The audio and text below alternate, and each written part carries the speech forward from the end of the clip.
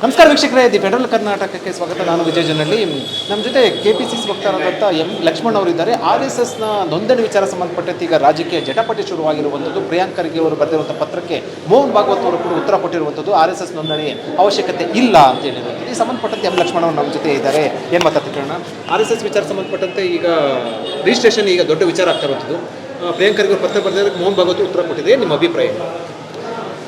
RSSನವರು ಹಿಂದೂ ಸಂಸ್ಕೃತಿನ, ಹಿಂದುತ್ವನ ಕಾಪಾಡುವಂಥ ಚಾಂಪಿಯನ್ಸ್ ನಾವು ಅಂತ ಇಡೀ ದೇಶದಲ್ಲೆಲ್ಲ ಹೇಳ್ಕೊಂಡು ಬಂದಿದ್ದಾರೆ. ಈ RSS is very genuine organisation. What is the problem in registering? Road side ಒಂದು ಚಿಕ್ಕ ಪೆಟ್ಟಿ ಅಂಗಡಿ ಇಟ್ಕೊಂಡಿದ್ರು ರಿಜಿಸ್ಟ್ರೇಷನ್ ಮಾಡಬೇಕು ಅಂತ ಕಾನೂನಿದೆ ಸೊಸೈಟೀಸ್ ಆ್ಯಕ್ಟಲ್ಲಿ. ನಿಮ್ಮದು ಯಾಕೆ ರಿಜಿಸ್ಟ್ರೇಷನ್ ಮಾಡ್ತಾ ಇಲ್ಲ? ನಿಮ್ಮ ವಹಿವಾಟು ಏನು? ನಿಮಗೆ ಬರ್ತಾ ಇರುವಂಥ ಫಂಡ್ ಎಲ್ಲಿಂದ ಬರುತ್ತೆ? ಎಲ್ಲ ರಾಜ್ಯಗಳಲ್ಲಿ, ಎಲ್ಲ ಡಿಸ್ಟ್ರಿಕ್ಟ್ಗಳಲ್ಲಿ, ಎಲ್ಲ ಸಿಟಿಗಳಲ್ಲಿ ನಿಮ್ಮದು ಆಸ್ತಿಗಳಿದಾವಲ್ಲ, ಆಸ್ತಿಗಳು ತಗೊಳ್ಳುವಂಥದ್ದಕ್ಕೆ ನೀವು ಅದನ್ನು ಕನ್ಸ್ಟ್ರಕ್ಟ್ ಮಾಡುವಂಥದ್ದಕ್ಕೆ, ಆಮೇಲೆ ಕೆಲವು ಶಾಲೆಗಳನ್ನು ರನ್ ಮಾಡುವಂಥದ್ದಕ್ಕೆಲ್ಲ ಅದು ವಹಿವಾಟು ಜನಗಳಿಗೆ ಗೊತ್ತಾಗಬೇಕಲ್ವ, ಸರ್ಕಾರಕ್ಕೆ ಗೊತ್ತಾಗಬೇಕಲ್ವ, ಟ್ಯಾಕ್ಸ್ ಕಟ್ಟಬೇಕಲ್ವ. ಪ್ರತಿಯೊಬ್ಬರು ಎಳ್ನೀರು ಮಾರನ್ನು ಟ್ಯಾಕ್ಸ್ ಕಟ್ಟಬೇಕು ಅಂತ ಕಾನೂನು ತಗೊಂಬತ್ತೀರಿ ನೀವು ಯಾಕೆ ಮಾಡ್ಕೊತಾ ಇಲ್ಲ? ಉದಾಹರಣೆಗೆ ನೀವು ಡೆಲ್ಲಿನಲ್ಲಿ 13 ಅಂತಸ್ತಿಂದು ಒಂದು ಕಟ್ಟಡ ಇದೆ ನಿಮ್ಮದು. ಅದನ್ನು ಏನಂತ ಕರಿತೀವಿ? ಕೇಶವ ಕುಂಜ ಅಂತ ಕರಿತೀವಿ. 13 ಫ್ಲೋರ್ಸ್, 300 ಕೊಠಡಿಗಳಿದ್ದಾವೆ, 3.75 ಎಕರ್ಸ್ ಆಫ್ ಜಾಗ. ಅದು 13 ಫ್ಲೋರ್ ಕಟ್ಟಿದ್ದೀರಾ. 150 ಕಾರ್ನ ಪಾರ್ಕ್ ಮಾಡುವಂಥದ್ದಕ್ಕೆ ಜಾಗ ಕಲ್ಪಿಸ್ಕೊಟ್ಟಿದ್ದೀರಾ. ಇದು ಈ ಬಿಲ್ಡಿಂಗ್ ಕಟ್ಟುವಂಥದ್ದಕ್ಕೆ ನೀವು ಖರ್ಚು ಮಾಡಿರುವಂಥದ್ದು 300 ಕೋಟಿ. 300 ಕೋಟಿಗೆ ಎಲ್ಲಿಂದ ಬಂತದು? ಟ್ಯಾಕ್ಸ್ ಕಟ್ಟಂಗಿಲ್ವಾ?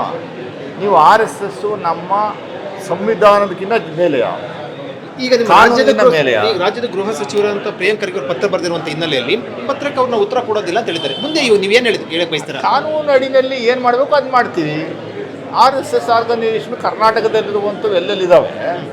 ರಿಜಿಸ್ಟ್ರೇಷನ್ ಏನಾಗಿಲ್ಲ ಅದು ಯಾವುದೋ ಒಂದು ಪೆಟ್ಟಿ ಅಂಗಡಿ ಒಂದು ರಿಜಿಸ್ಟ್ರೇಷನ್ ಮಾಡ್ಕೊಂಡಿಲ್ಲ. ಏನು ಮಾಡ್ತೀವಿ ನಾವು? ಏನು ಮಾಡ್ತೀವಿ ಅದನ್ನೆಲ್ಲ ಅವ್ರಿಗೆ ಮಾಡ್ತೀವಿ. ಏನು ಮಾಡ್ತೀವಿ? ಇವ್ರಿಗೆ ಏನು ಮಾಡ್ತೀವಿ ಅದನ್ನು ಮಾಡ್ತೀವಿ. ಕಾನೂನಲ್ಲಿ ಏನಿದೆ ಅದು ಮಾಡ್ತೀವಿ. ಕಾನೂನಲ್ಲಿ ಏನಿದೆ? ರಿಜಿಸ್ಟ್ರೇಷನ್ ಮಾಡ್ಕೊಂತೀನಿ, ವಹಿವಾಟು ಮಾಡುವಂಗಿಲ್ಲ ಅನ್ನುವಂಥದ್ದು ಇದೆಯಲ್ಲ. ನೀವು NGO ಆರ್ಗನೈಸೇಷನ್ ಆದರೂ ರಿಜಿಸ್ಟ್ರೇಷನ್ ಆಗಬೇಕು ಅನ್ನುವಂಥದ್ದು ಇದೆಯಲ್ವಾ? ನೀವು ಫಾರಿನ್ ಆರ್ಗನೈಸೇಷನ್ಸ್ಗಳಿಂದ ಎಲ್ಲ ನೀವು NGOಗಳು ದುಡ್ಡು ತಗೋತೀರಾ, ರಿಜಿಸ್ಟ್ರೇಷನ್ ಮಾಡ್ಕೊಂಡಿಲ್ಲ, ಫೆಮಾ ಆ್ಯಕ್ಟಿನಲ್ಲಿ ರಿಜಿಸ್ಟ್ರೇಷನ್ ಮಾಡ್ಕೊಬೇಕು ಅನ್ನುವಂಥದ್ದು ಕಾನೂನುಗಳಲ್ಲಿ ನೀವೇ ತಂದಿದ್ದೀರಲ್ಲ ಸ್ವಾಮಿ, ನಿಮ್ಮಲ್ಲಿ ಇದೆಯಲ್ಲ, ನೀವೇ ಇಂಪ್ಲಿಮೆಂಟ್ ಮಾಡ್ತಾ ಇದ್ದೀರಲ್ವಾ? ಅಕಸ್ಮಾತ್ ಅವರು ನಿಮ್ಮ ಕಾನೂನನ್ನು ಪಾಲನೆ ಮಾಡಿದ್ರೆ ನೀವೇನು ಮಾಡ್ತೀರಿ? ಇವರು BJP ಗೌರ್ಮೆಂಟು, ಸೆಂಟ್ರಲ್ ಗೌರ್ಮೆಂಟ್ ಏನು ಮಾಡ್ತಾ ಇದ್ದೀರಿ ನೀವು? ಆ ಕೆಲಸ ನಾವು ಮಾಡ್ತೀವಿ. ಏನು ಮಾಡೋಕ್ಕೆ ಸಾಧ್ಯ ಇದೆ? ನಿಮ್ಮ ಪ್ರಕಾರ ಗೃಹ ಸಚಿವರಿಗೆ ಏನು ಹೇಳ್ತೀರಾ? ಸರ್ಕಾರಕ್ಕೆ ಹೇಳ್ತೀವಿ KPCC ಹೋಗ್ತಾರೆ. ಈಗ ಕಾನೂನಲ್ಲಿ ಏನಿದೆಯೋ ಅದನ್ನು ಮಾಡ್ತೀವಿ. ಏನು ಮಾಡೋಕ್ಕೆ ಸಾಧ್ಯ ಅಂದರೆ ನಾನೀಗಲೇ ಊಹೆ ಮಾಡಿ ಹೆಂಗೆ ಹೇಳೋಕ್ಕಾಗುತ್ತೆ? ಕಾನೂನಲ್ಲಿ ಏನಿದೆ ಅದನ್ನು ಮಾಡ್ತೀವಿ.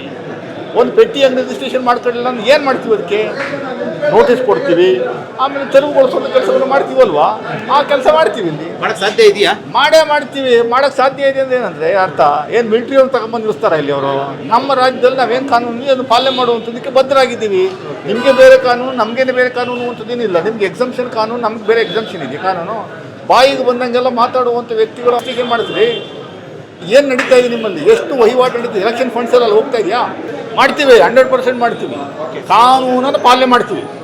ಈಗ ಪಥಸಂಚಲನ ಮಾಡ್ತಾರೆ, ಸೊ ಇವೆಲ್ಲವೂ ಕೂಡ ಇರ್ತದೆ. ಏನಾದರೂ ಕೂಡ ನೀವು ಸರ್ಕಾರಕ್ಕೆ ಅಥವಾ ಗೃಹ ಸಚಿವರಿಗೆ ಏನಾದರೂ ಹೇಳಕ್ಕೆ ಬಯಸ್ತೀರಿ? ಈಗ ಮೋಹನ್ ಭಾಗವತ್ ಅವರು ಉತ್ತರ ಕೊಟ್ಟ ಹಿನ್ನೆಲೆಯಲ್ಲಿ ನಾವು ರಿಜಿಸ್ಟ್ರೇಷನ್ ಮಾಡೋಣಲ್ಲ, ಆಯ್ತು ಅದು ಹಿಂದುತ್ವ, ನಾವು ರಿಜಿಸ್ಟರ್ ಮಾಡೋಂಥ ಅಗತ್ಯತೆ ಇಲ್ಲ ಅಂತ ಇಗ್ನೋರ್ ಮಾಡಿ ತಿಳಿದ್ದಾರೆ. ಈ ಮೂಲಕ ನೀವೇನು ಹೇಳ್ತೀರಿ ಗೃಹ ಸಚಿವರಿಗೆ? ಹಿಂದೂಗಳು ಏನು ಮಾಡಿದ್ರು ನಡೀತದೆ ಹಾಗಾದರೆ ಕಾನೂನಲ್ಲಿ. ಹಿಂದೂಗಳು ಏನು ಮಾಡಿದ್ರು ನಡೆಯುವಂಥದ್ದು ಇದೆ ಅನ್ನುವಂಥದ್ದು ಇದ್ದರೆ ಕಾನೂನಲ್ಲಿ ನಾವು ಎಕ್ಸೆಪ್ಷನ್ ಕೊಡ್ತೀವಿ.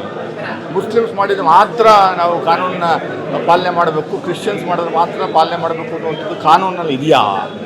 ಸಂವಿಧಾನದಲ್ಲಿ ಡಾಕ್ಟರ್ BR ಅಂಬೇಡ್ಕರ್ ಕೊಟ್ಟಿರುವಂಥ ಸಂವಿಧಾನದಲ್ಲಿ ಇದೆಯಾ?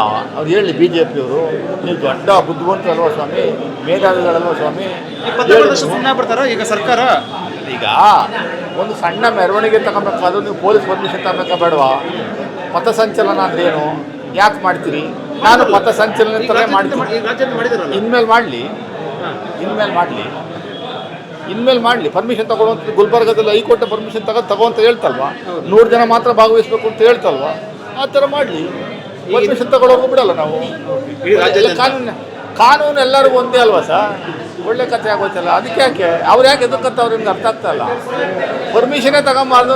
ನಾನು ಏನು ಬೇಕಾದ್ರು ಏನು ಮಾಡಿದ್ರು ಮೋಹನ್ ಭಾಗವತರು ಪತ್ರ ಬರೆದಿರುವುದು ಉತ್ತರ ಕೊಟ್ಟಿರುವಂಥ ಹಿನ್ನೆಲೆಯಲ್ಲಿ ನೀವು ಮುಂದಿನ ನಿರ್ಧಾರಗಳನ್ನು ಸುಲಭ ಆಗುತ್ತೆ ಅನ್ಸುತ್ತಾ?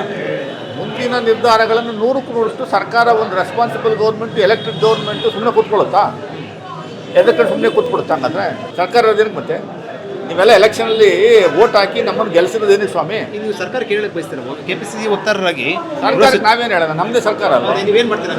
ಏನು ಮಾಡ್ಬೇಕಂತ ಹೇಳ್ತೀರಿ? ಏನು ಮಾಡುತ್ತೆ? ಏನು ಮಾಡಲ್ಲ? ಅಲ್ಲಲ್ಲ, ಅದೇನು ಕಾನೂನಲ್ಲಿ ಇದೆಯೋ ಅದನ್ನು ಪಾಲನೆ ಮಾಡುವಂಥದ್ದು ಪ್ರಿಯಾಂಕಾ ಖರ್ಗೆ ಮಾಡ್ತಾ ಇರುವಂಥದ್ದು ಸಂಪೂರ್ಣವಾಗಿ ಕರೆಕ್ಟ್ ಇದೆ. ಅದು ನಾವು ಪಕ್ಷನ ಸಂಪೂರ್ಣವಾಗಿ ಬೆಂಬಲಿಸ್ತೀವಿ. ನಾವೆಲ್ಲ ನಮ್ಮದು ಸಂಪೂರ್ಣವಾದಂಥ ಬೆಂಬಲ ಅವ್ರ ಪರ ಇರುತ್ತೆ. ವೀಕ್ಷಕರು, ಇದು ಲಕ್ಷ್ಮಣ್ ಅವರ ಒಂದು ಮಾತು, ಅಭಿಪ್ರಾಯ. ಅವ್ರು ಹೇಳ್ತಾ ಇರುವಂಥದ್ದು ಮೋಹನ್ ಭಾಗವತ್ ಪತ್ರ ಬರೆದಿರುವಂಥ ಉತ್ತರ ಬರೆದಿರುವಂಥ ಹಿನ್ನೆಲೆಯಲ್ಲಿ RSS ಇನ್ನು ಮುಂದೆ ಹೇಗೆ ಕಾರ್ಯನಿರ್ವಹಿಸುತ್ತೆ, ಕಾನೂನಲ್ಲಿ ಪೆಟ್ಟಿ ಅಂಗಡಿಗಳಿಗೆ ಏನು ಅನುಮತಿ ತೆಗೆದುಕೊಂಡು ಮಾಡಬೇಕು, ಅದು ಮಾಡಿಲ್ಲ ಅಂದರೆ ಏನು ಮಾಡಬೇಕು ಅನ್ನೋದನ್ನು ನಾವು ಮಾಡ್ತೀವಿ ಅಂತ ಹೇಳುವ ಮೂಲಕ ಒಂದು ರೀತಿಯಲ್ಲಿ ಎಚ್ಚರಿಕೆಯ ಸಂದೇಶವನ್ನು ರವಾನೆ ಮಾಡಿದ್ದಾರೆ.